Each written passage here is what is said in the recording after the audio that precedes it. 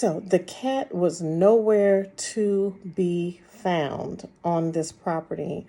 Um, and, of course, I felt bad because something happened to him in my care, I guess. And they asked me if they could have my address, if they could come look themselves, which they did. And then that became an everyday thing. They wanted to come every day. They wanted to search and said, he has to be found. Partner A, the black woman who was originally very excited about getting rid of the cat, she didn't want to have the cat there. Now, at this point, she totally turned around, changed face. Like, we have to get this cat. It's so important to us, and we're just going to take him back, and we're going to love on him. I'm sorry, the partner B, it wasn't sleeping, wasn't eating because this was just devastating to her. So for almost a week, every day, I let them come. And the problem was, I think maybe day 3, partner B came to my property at 3 o'clock in the morning. Maybe it was 3 o'clock in the morning, searching for the cat. And I have a big dog outdoors, 120-pound dog. And anytime she hears anything, she starts barking. So we have all this barking going on at 3 o'clock in the morning. Come to find out, partner B was on the property looking for the cat. And I'm like, okay, like this is a lot. Now, honestly, I could have said, I'm looking for the cat. If I see the cat, I'll let you know. Just doing the very best I can, but I allowed them. I allowed them to come and keep coming. Then they wanted to come pick up the cat stuff, pick up the food, pick up the carry, all the stuff that was given. Now you want it back. And I'm like, okay, I'm going to give it to you because yes, if and when this cat is found, you definitely go ahead and take it back. But I could feel this sort of tension the whole time, like with them thinking maybe I'm not doing enough, I don't care enough, and feeling like I have to justify myself and how I'm looking for the cat. Are you sure the cat's not in your house? Why would I be hiding a cat and trying not to give it to you? The cat is not in this house. I know it's not in this house, but you're not going to come and search in here and find out. I told you, he's not here. So over several days, we're allowing this, and it's disturbing, just them coming all times of the day, at night. And I was like, okay, I need to put some boundaries here. We need to, and I said to them, we gotta I have a whole life going on here. I have kids, I have other things going on. And at one point, she asked, can they set up a trap and put the cat's house outside and put food into it, hoping that it will come. And I'm saying to myself, if, here's the thing, I live here.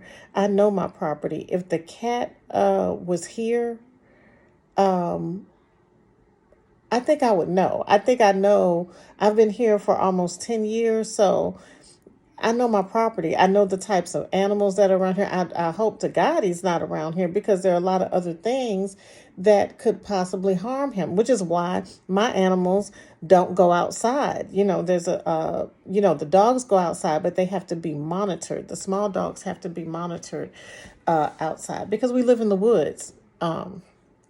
So, I let them put the cage, because I was like, whatever this process is for her, I know she cares about, or they care about the cat. I want to be accommodating. I want to be caring. And I want to let them kind of go through this process. That's the least I could do. And so even at some point, just to stop some of the back and forth and, and we were communicating back and forth. And at some point, she was like, I won't even park in the driveway. I'll just walk down. But, it's not the point. It's still my property. It's still, I don't know. I don't have to allow that. But I did. And I even suggested that they put a camera on the house and the cage so they can see that the cat is not coming here. But, your mind will make you believe whatever you want to believe. So, me suggesting that wasn't even any help because, of course, partner B was like, they know that the cat is still here. Like, you know more about my property than I do. You know that he's coming in the cage and he's eating the trees. And I live in the woods. I mean, there are possums and raccoons and squirrels and everything out here. Crows, anything could be eaten in there because it's I'm in the middle of the woods.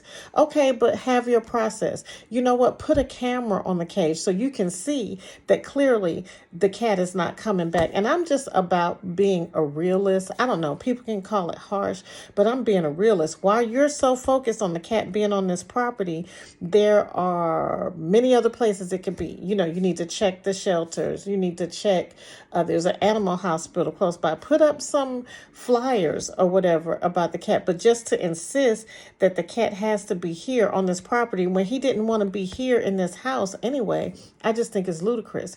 So they put the camera on the cage, and then the phone calls come that, well, are you sure your internet is working properly because the camera is saying that it's offline? You know, and I'm like, yes, my internet is working properly. There's nothing wrong with my internet. The bill is paid. Everything is good. And so partner B asked me if I could reset my router. And I just, I kind of lost it, because I'm saying, do you understand what you're asking? Like my whole, how much stuff in your house runs off the internet, from TVs to everything. I have an autistic son. He has his tablet going. And so you want me to stop everything in my house to reset the router so you can get this camera back working because you think you're going to catch the cat on camera. And I just lost it. I said, you're asking me to stop everything in my life. I don't think I should have to do it, but I'm going to do it. And she got angry with me, and she was like, I'm not really asking for a lot from you, and I really thought, this behavior is getting to be a little, I don't owe you. I don't have to do anything. And I did feel like this was coming from a place, even then, of white privilege, because you assume that the answer is yes and that I have to do it just because you suggested. And I don't have to. I didn't have to let you have a camera on the thing. So, we went back and forth for a bit, and then I went ahead and I said, I'm going to stop everything here, and I'm going to reset this router so you can get your camera back working. And then, it's just like, I don't know. To me, it's disrespectful because you're not even thinking about anything going on here or anybody. And we really went back and forth. And then, once I really put my foot down and said, I don't have to do any of this. I don't have to let you be on my property. I can tell you to get the fuck off my property. And that's exactly what I said. Then she started crying. And so, I don't do well with that. And then she gets partner A, the black woman, to call me, come in like the referee and say, hey, Shanice. And, I'm not for that either. You can't control me. You don't get to automatically control me.